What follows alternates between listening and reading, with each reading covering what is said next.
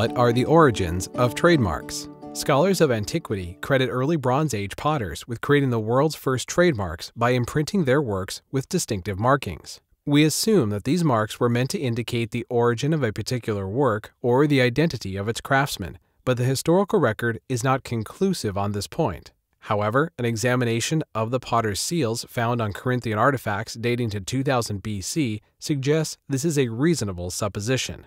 Trade and commerce between early civilizations of that era were expanding rapidly, and in order to be mutually beneficial, trade requires a certain amount of trust in the provenance and quality of goods. These early potters' trademarks seem to have served that purpose by distinguishing the goods of quality craftsmen from those of unknown or uncertain sources.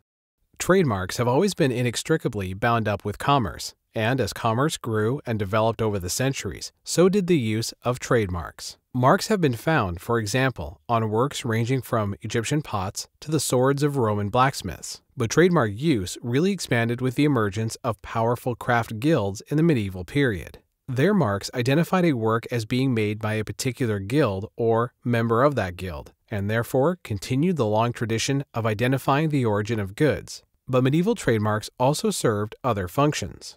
They became a means by which guilds could control the quality of work of fellow guild members.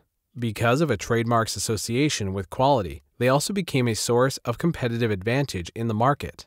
Trademarks thus began to acquire something similar to the existential moral rights found in later copyright statutes. For example, the right of a creator to defend the quality, originality, and personality of his or her work.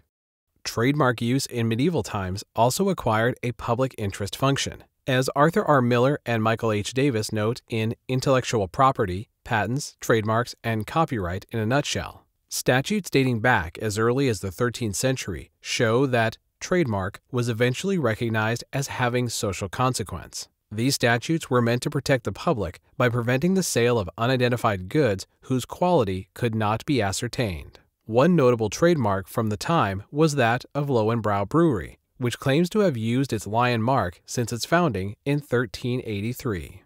Early trademark cases. The first reported trademark case in Anglo-American law was once considered to be Southern v. Howe, which was decided in 1618. Ironically, the case did not involve a trademark, but rather the sale of counterfeit jewels. Its connection to trademark came from a reference by the presiding judge to an earlier, unnamed and unreported case in 1584 involving a suit brought by a clothmaker against another clothmaker who had used his mark. That earlier clothier case, only recently discovered and now known as SANFORTH'S case, is now held to be the earliest reported trademark case in Anglo-American law. It establishes beyond a doubt that even 250 years before the Industrial Revolution, trademark infringement was viewed as a tort of deceit and a violation of the laws against unfair competition.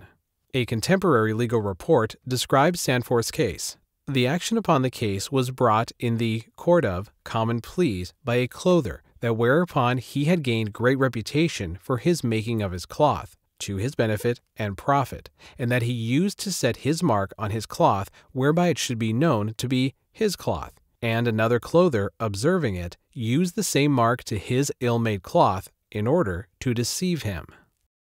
In the more than 4 centuries since then, commerce and industry have evolved into an $80 trillion a year global marketplace, a development unimaginable to the people of SANFORTH'S case time. Nevertheless, SANFORTH'S verdict that trademark infringement is unfair competition and that it demands redress still serves as the foundation and wellspring of worldwide trademark policies and statutes today.